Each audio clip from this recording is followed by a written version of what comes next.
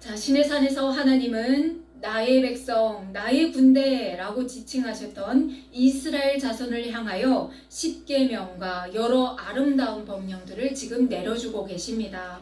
오늘날 인간의 존엄을 중요시하는 이 시대에 들어봐도 이렇게 불편한 그런 법이 아니라 아름답다. 정말 이 법대로 살면 너무너무 좋겠구나. 이런 법이 지금 이미 3000여 년 전에 하나님께서 내 백성, 나의 군대라고 지칭하셨던 그 선택받은 이스라엘 자손들에게 주셨다는 겁니다. 하나님의 이 법령이 모든 하나님의 그 손으로 지음받은 모든 인류에게 이 법이 확산되고 전해지기를 원했던 그런 법이었죠. 이 법은 또 어떤 법이었냐면요. 사람들이 들으면서, 이스라엘 백성들이 들으면서 아우 너무 좋습니다. 박수치면서, 그렇지만 하나님 내 멋대로 살겠습니다. 이런 법이 아니라 무조건 지켜야 하는 그런 법이었습니다. 그러면 이 법을 지키지 않으면 어떻게 되는데? 교회에 처음 오신 분들은 이런 생각을 할 수 있어요. 그럼 이 법을 지키지 않으면 과연 어떻게 됩니까? 너무 궁금하잖아요. 어떻게 되는지는 앞으로 성경 말씀에 나와 있는 그 기록된 말씀들을 통해서 우리가 낱낱이 계속해서 보겠습니다. 지난 시간에 이어서 말씀을 이어서 볼 텐데요. 오늘은 무교병의 절기, 맥추절의 절기, 수장절을 지키라는 말씀을 하나님께서 내려주시는데 어떤 절기들인지 우리가 보겠습니다. 자, 하나님께서 이 무교병의 절기, 맥추절의 절기, 수장절을 지키라 라고 말씀하시면서 어떻게 말씀하시냐? 빈손으로 나오지 말라 라고 말씀하십니다. 그러면 교회에서 또 뭔가를 요구하나 부담스러운 말씀으로 다가갈 수도 있는데, 이건 정말 하나님 앞에서 왜 우리가 빈손으로 나가지 말아야 하는지 그에 대해서 하나님께서 말씀하고 있는 거예요. 왜냐? 무교병의 절기라는 것은 유월절과 연결되어 있습니다. 유월절은 뭐였죠?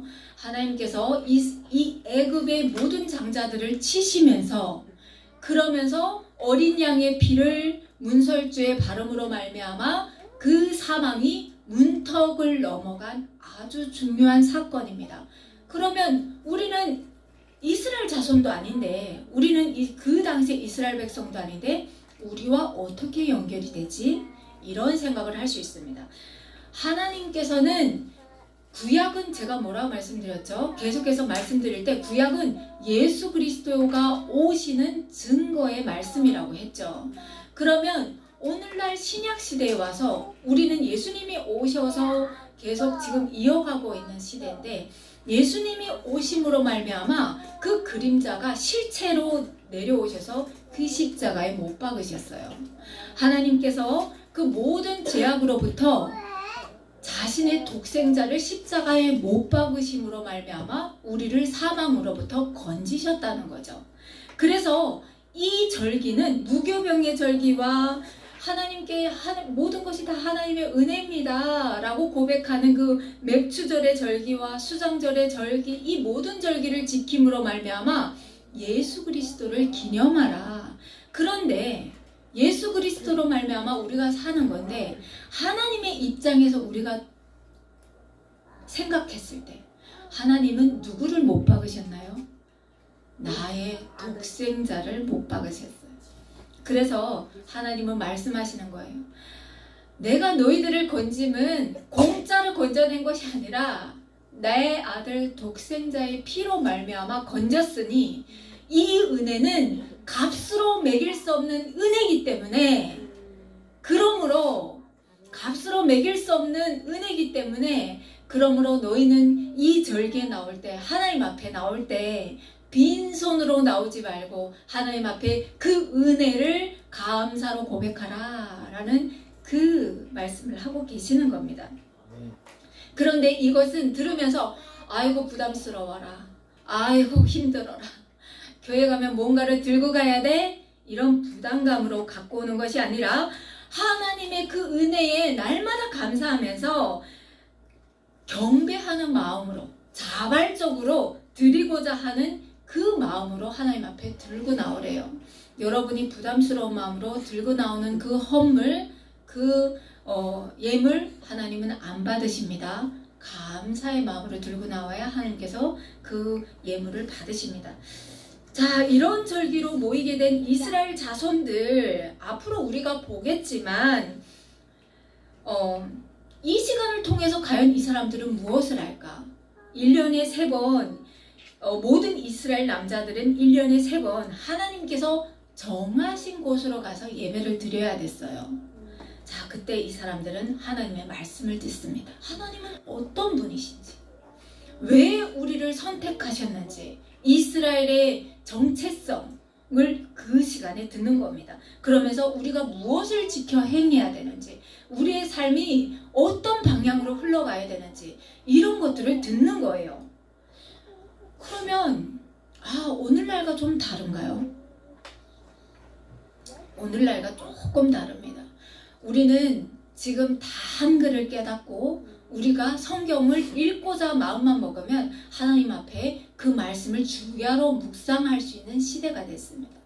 그렇지만 이 사람들이 살아가던 그 시대는 글을 모르는 사람들이 너무나도 많았어요. 그래서 글을 아는 사람들, 제사장들, 레위인들, 선지자들, 이 사람들을 통해서 하나님의 말씀을 듣는 시간이었어요. 이 절기를 지키지 않는 백성은 이스라엘 자손으로부터 끊어지는 결과를 초래해야 한대요. 6월절이 1월 14일이면 이 1월 15일부터 그 다음 날부터 이어지는 것이 교절입니다.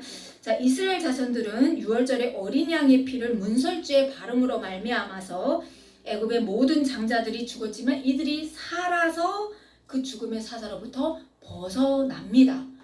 죽음으로부터 생명으로 옮김을 받습니다. 그리고 그 이튿날 그들은 무교병을 먹습니다.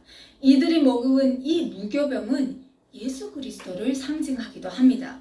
요한복음 6장 35절에서 예수님은 이렇게 말씀하십니다. 내가 곧 생명이니 내게 오는 자는 결코 줄이지 아니할 터요 나를 믿는 자는 영원히 목마르지 아니한다 라고 말씀하십니다.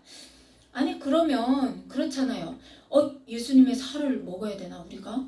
예수님의 피를 마셔야 되나? 이런 생각을 할 수가 있습니다. 그래서 고대 보면 초대교회 때도 보면 그리스도인들을 악마로 그리고 사람의 피를 마시는 사람을 자기 자식을 잡아먹는 그런 악마로 묘사를 했었어요. 왜냐하면 이들은 예수님을 기념해서 무교병을 나누고 그리고 포도주를 마시면서 예수님을 기념했을 뿐인데 밖에서 봤을 때는 그들이 우리가 예수님의 피를 마시고 예수님의 살을 먹어야 돼. 하나님의 이 말씀을 묵상할 때 밖에서 예수님을 모르는 사람들이 들었을 때는 너무너무 무서운 거예요. 이런 일들이 있는 거예요. 자, 그런데 요한복음 1장 1절에 보면 하나님께서 또 말씀하세요. 태초에 말씀이 계시니라. 이 말씀이 하나님과 함께 계셨으니 이 말씀은 곧 하나님이시니라 라고 기록하고 있습니다. 또 14절에 가면 말씀이 육신이 되어 우리 가운데 거하시매 우리가 그의 영광을 보니 아버지의 독생자의 영광이요 은혜와 진리가 충만하더라. 이런 말씀들이 기록되어 있습니다. 그러니까 무슨 말씀이냐? 말씀이 곧 예수 그리스도임을 증명하고 있습니다. 말씀을 날마다 우리가 보고 묵상하고 기도하는 생활이 곧 예수님과 동행하는 삶이라고 말씀하고 있습니다.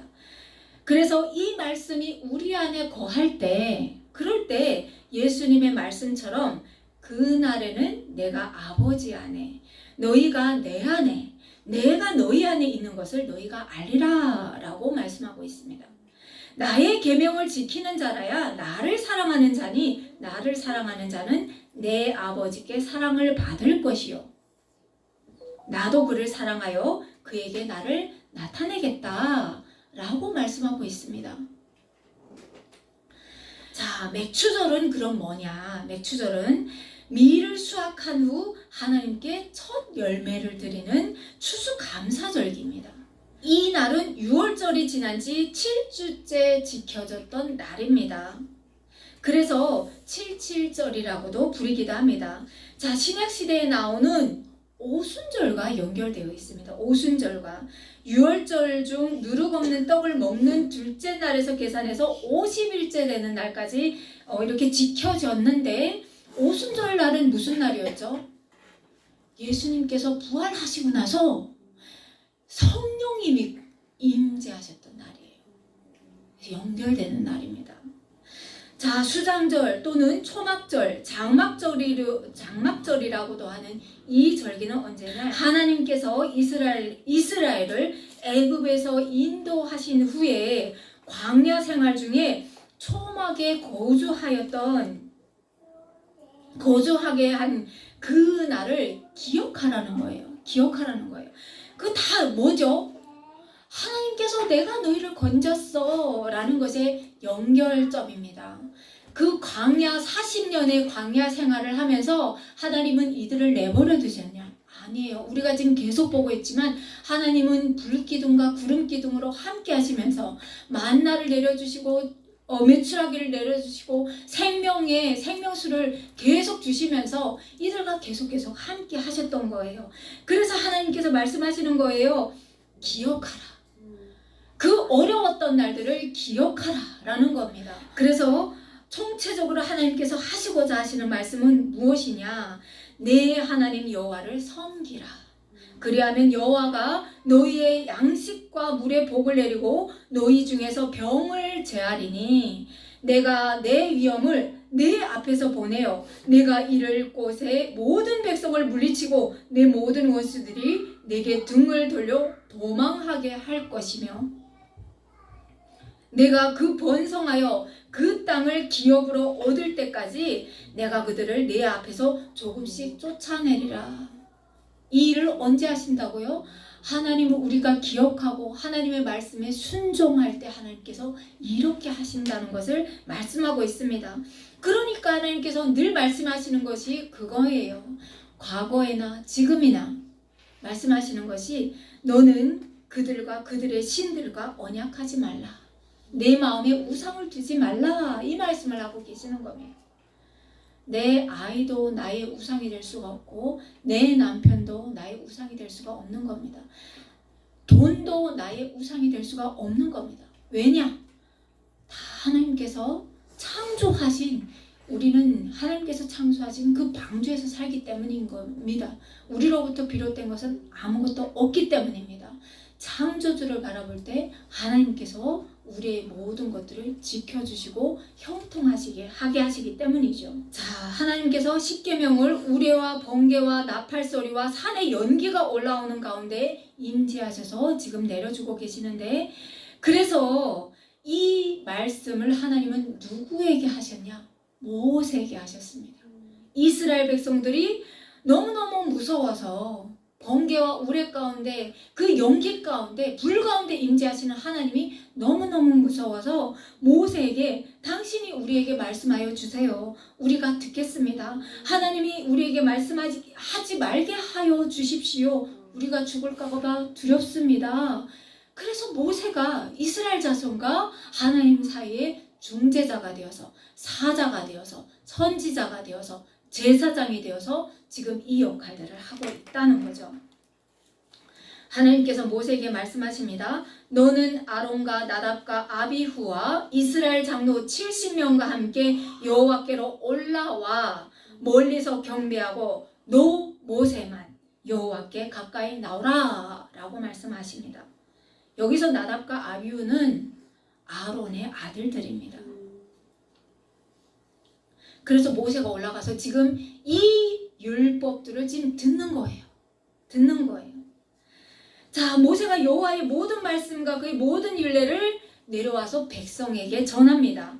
그러니까 이스라엘 백성들이 뭐라고 하냐? 한 소리로 응답하여 이르되 여호와께서 말씀하신 모든 것을 우리가 준행하리이다 라고 맹세합니다. 그래서 모세가 여호와의 모든 말씀을 기록하고 이른 아침에 일어나서 산 아래에 제단을 쌓습니다. 이스라엘 12지파대로 12기둥을 세우고 또 이스라엘 자손의 청년들을 보내서 무엇을 하느냐? 소를 잡습니다. 소를 잡는데 그때 소를 잡을 때 소에게서 나오는 피를 양푼에 받는 거예요. 쫙 받는 거예요. 그 모든 소를 잡을 때 피를 다 받습니다. 그리고 절반은 쌓아진 하나님께 드리려고 한 그 쌓은 그 제단에 뿌립니다.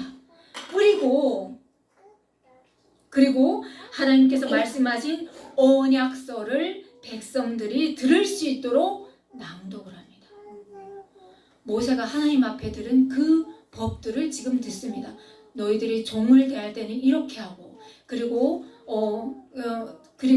그 민사소송법을 할 때는 이렇게 하고 우리가 지난주에 봤던 그 모든 법들을 이스라엘 자손에게 낭독을 합니다. 그럴 때 어떻게 합니까? 이스라엘 백성들이 여호와의 모든 말씀을 우리가 준행하리이다 라고 화답할 때 그때 모세가 양푼의 절반 남았잖아요. 피가. 그 피를 이스라엘 자손들에게 뿌리는 거예요. 자, 뿌리니까 여러분 상상해 보십시오. 상상의 나래를 펼치셔야 됩니다. 상상해 보. 이스라엘 자손들의 머리에 피가 뿌려지는 겁니다. 쫙 뿌릴 때 그 피가 이스라엘 자손들의 머리에 쫙 뿌림을 받는 겁니다. 어떨까요? 경건합니까? 경건하죠. 그렇지만 저는 무섭기도 해요. 피가 지금 뿌려받는 거예요. 자, 그럴 때 모세가 뭐라고 외치냐? 이는 여호와께서 이 모든 말씀에 대하여 너희와 세운 언약이니라 라고 말하면서 선포하면서 뿌리는 겁니다. 지금 하나님과 이스라엘 사이에 계약을 맺는 겁니다. 계약을.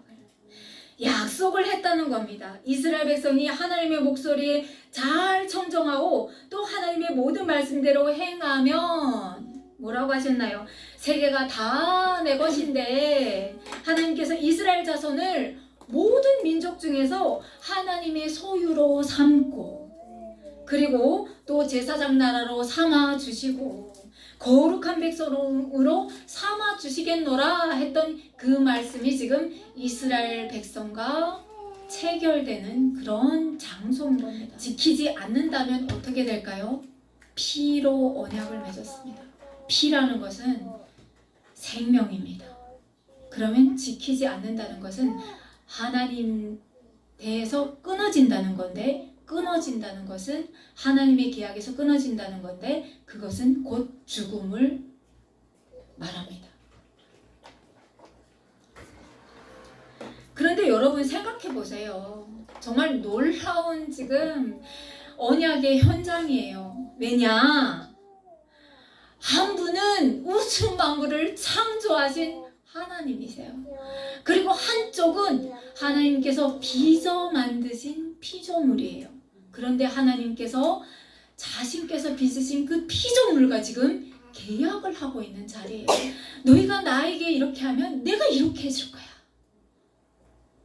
이 얼마나 은혜의 자리입니까? 은혜의 자리라는 거예요.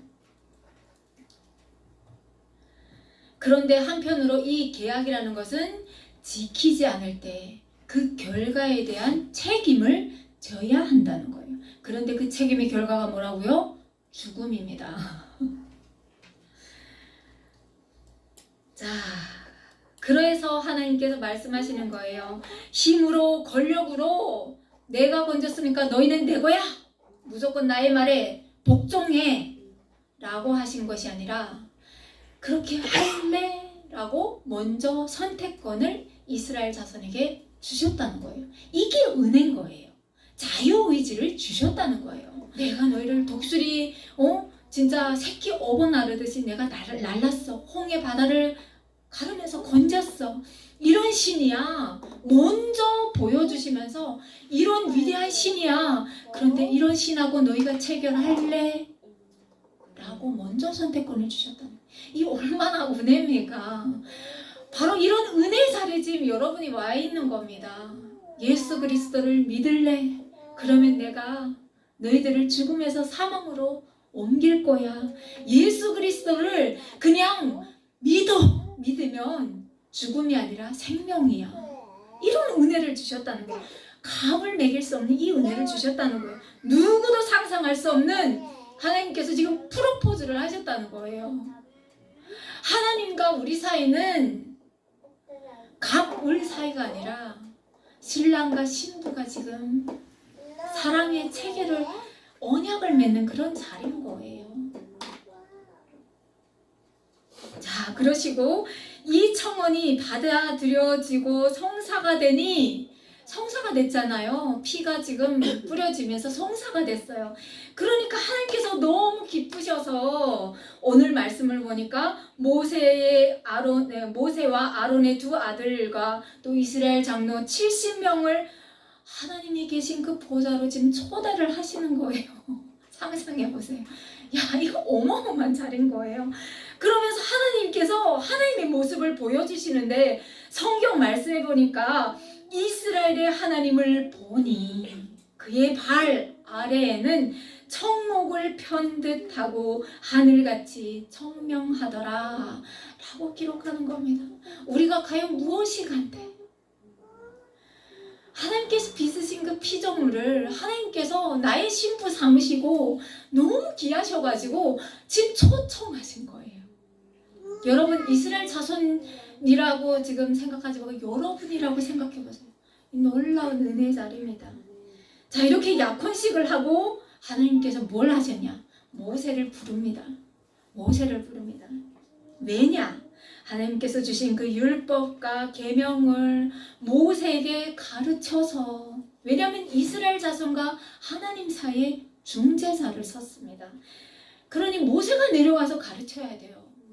하나님의 음성은 도저히 못 듣겠는 거예요. 죄인들이. 그래서 모세 네가 듣고 우리한테 좀 말해줘요 라고 말했잖아요. 그래서 하나님께서 모세에게 율법과 계명을 가르치시려고 모세를 부르시는 거예요. 그리고 그 계명을 돌판에 하나님께서 직접 기록해서 주십니다. 그게 뭐죠? 십계명. 자, 모세가 여호수아를 데리고 하나님의 산으로 올라갑니다.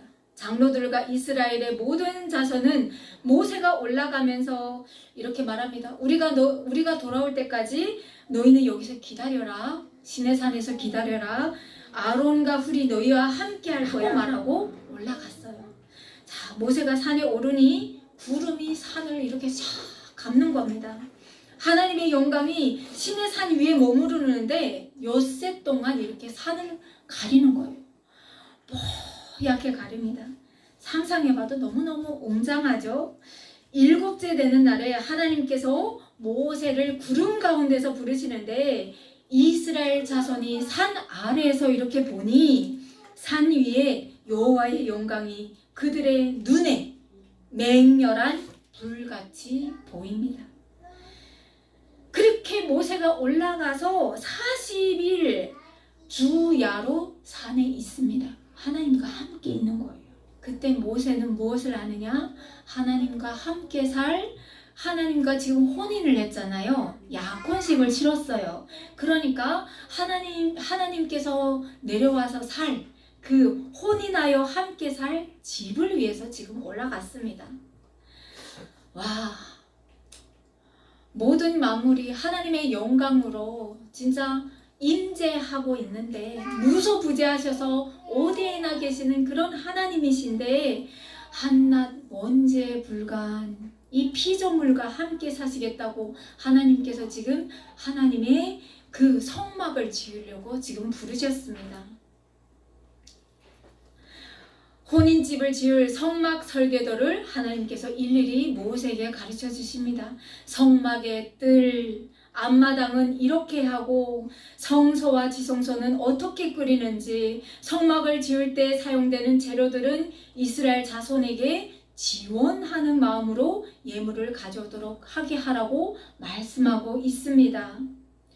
그리고 아무나 하나님의 성막을 지을 때 동원되는 것이 아니라 회막 기구를 만들 사람도 이렇게 지명하여 부르십니다. 유다 지파 훌의 손자여 우리의 아들인 살레를 지명하여 주시고 또 그에게 하나님의 영을 충만하게 부어주십니다. 하나님의 영이 사람에게 이렇게 충만하면 어떻게 될까요? 지혜와 총명과 또 지식과 여러 재주로 또 연구하고 정교하게 그 모든 것들을 금과 은으로 노수로 어떻게 만들지 하나님께서 지혜를 부어주신다는 거죠. 이 말씀은 무슨 말씀일까요? 하나님과 사람과 함께 하나님의 그 모든 사역들을 하시는데 사람은 하나님의 그 거룩함을 나타내는 통로라는 것을 지금 말씀하고 있죠. 그러니 여러분, 하나님께서 나를 사용하실 때는 감사하게, 나의 영광이 아니라 하나님의 영광으로 나를 들어 사용하심에 감사하면서 고백하시길 바랍니다. 자, 광야에서 함께 살게 될 이 성막은 어떻게 생각하시면 되냐면요, 수시로 이동하고 다시 세울 수 있는 천막, 장막처럼 생각하시면 됩니다. 그 이유는 이스라엘 자손들이 지금 어디를 향해 가고 있죠? 가나안 땅으로 가잖아요. 약속의 땅으로 향해서 계속 행진해야 하기 때문에 하나님의 집, 하나님의 그 성막도 계속 그들과 함께 동행해야 되기 때문입니다. 이 성막에는 보면 휘장이 있어요. 그 성소와 지성소가 있는데 지성소는 법궤가 있는 곳이고 이쪽 사람이 지금 섬기는 데는 제사장들이 일하는 곳이죠. 그래서 하나님의 법궤가 있는 지성소는 아무나 출입할 수 없습니다. 그런데 이 휘장이 찢어지는 아주 놀라운 일이 발생하는데 그 일은 예수님께서 우리의 죄를 다 지시고 십자가에서 돌아가실 때 이 휘장이 위에서부터 아래로 찢어집니다. 이 휘장은 여러분들이 성경을 좀 읽으시면 좋아요. 앞으로 이제 가면서도 레위기에서도 우리가 볼 텐데 이 휘장은 사람의 힘으로 찢을 수 있는 휘장이 아니에요. 굉장히 정교하게 짜여진 휘장인데 굉장히 두텁습니다. 그래서 사람의 힘으로 이렇게 억지로 찢는다고 하면 모르겠지만 여러 명이 달라붙어서 찢어도 어려운 그런 휘장인데 예수님이 십자가에 달려가실 때 이 휘장이 찢어지는 거예요. 위에서부터 찢어지는 거예요. 그것은 무엇이냐? 죄로 인해서 하나님과 우리 사이가 갈라졌는데 예수님께서 우리의 죄를 십자가에서 대속하신 거예요. 그러면서 그 죄가 없어지니까 우리가 하나님 앞에 나갈 수 있게 된 거예요. 누구의 이름으로? 예수 그리스도의 이름으로 나가는 겁니다. 자, 그래서 히브리서 9장 11절 14절에 보면 그리스도께서는 장래에 좋은 일에 대제사장으로 오사 손으로 짓지 아니한 것 곧 이 창조에 속하지 아니한 더 크고 온전한 장막으로 말미암아 염소와 송아지의 피로 하지 아니하고 오직 자기의 피로 영원한 속죄를 이루사 단번에 성소에 들어가셨느니라 라고 말씀하십니다. 염소와 항소의 피와 및 암송아지의 죄를 부정한 자에게 뿌려서 그 육체를 정결하게 하여 거룩하게 하거든. 하물며 영원하신 성령으로 말미암아 흠없는 자기를 하나님께 드린 그리스도의 피가 어찌 너희의 양심을 죽은 행실에서 깨끗하게 하고 살아계신 하나님을 섬기게 하지 못하겠느냐. 예수 그리스도의 이름으로 나갈 수 있게 했다는 거예요. 은혜의 시대입니다. 은혜의 시대. 오늘날 예수 그리스도를 믿지 않는다고 하면 더 이상 기회가 없는 거예요. 내가 세상에서 내 마음대로 살다가 죽을 때 가서 내가 예수님 믿겠습니다 하고 천국 들어가면 되지. 아이고, 말도 안 되는 겁니다.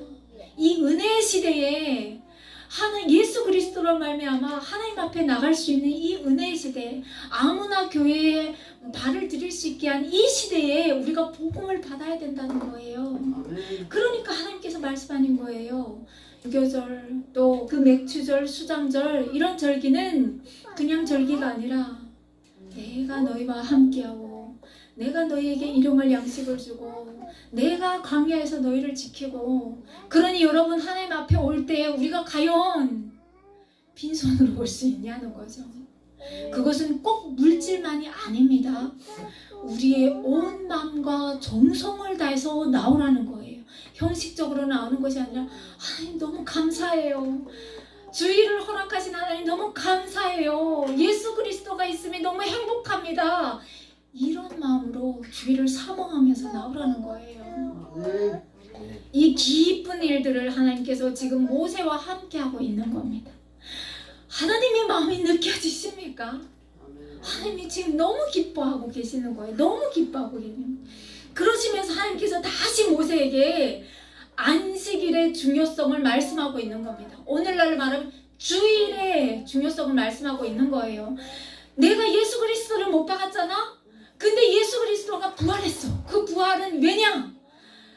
예수 그리스도의 앞에 오는 그리스도를 믿는 그리스도인들의 그 의를 위해서 하나님께서 예수 그리스도가 부활하셨는데, 하나님께서 그것이 너무 기뻐서 주의를 지켜야 돼.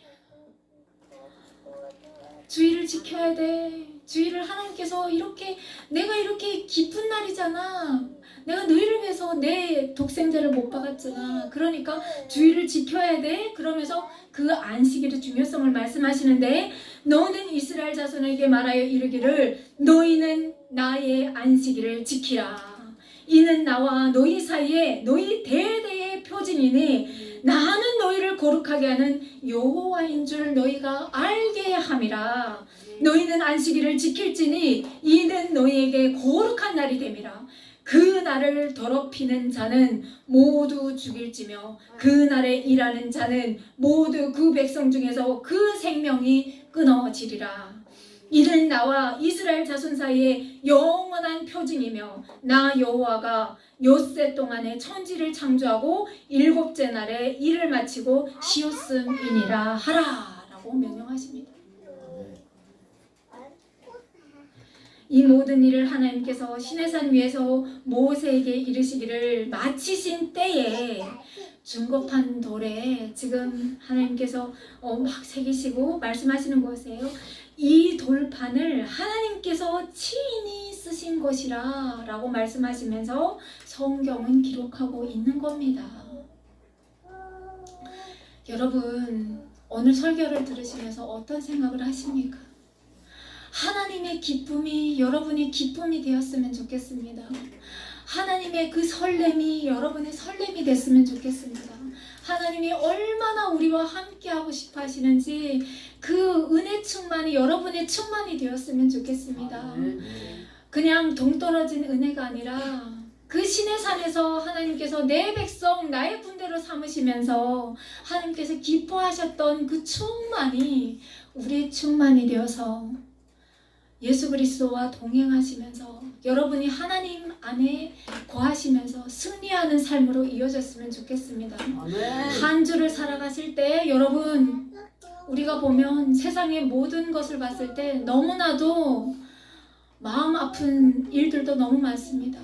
우리 북한으로 갔을 때 탈북민들이 막 잡혀나가지 눈물을 철철 흘리면서도 어제 기도했습니다. 그것처럼 또 이스라엘은 보면 막 전쟁하고 있습니다. 중동에서는 전쟁하고 있습니다. 불안합니다. 이럴 때 과연 우리가 무엇을 붙들고 살아야 될까? 그렇지만 하나님께서 말씀하시는 겁니다. 그것이 아니라 말씀을 붙잡고 살라고 합니다. 말씀 안에서 우리가 거하면서 하나님께서 주시는 말씀 안에서 우리가 평안을 찾고 그러면서 우리 주변에 있는 그 이웃들을 보면서 예수 그리스도의 마음으로 그 십자가 사랑으로 그들과 함께 하는 겁니다. 그것이 우리가 하는 일인 거예요. 어떤 뜬구름 잡는 신앙이 아니라는 거죠. 한 주도 여러분이 주님 안에서 예수님과 동행하면서 평안, 기쁨으로 살아내는 여러분들의 삶이길 소망합니다.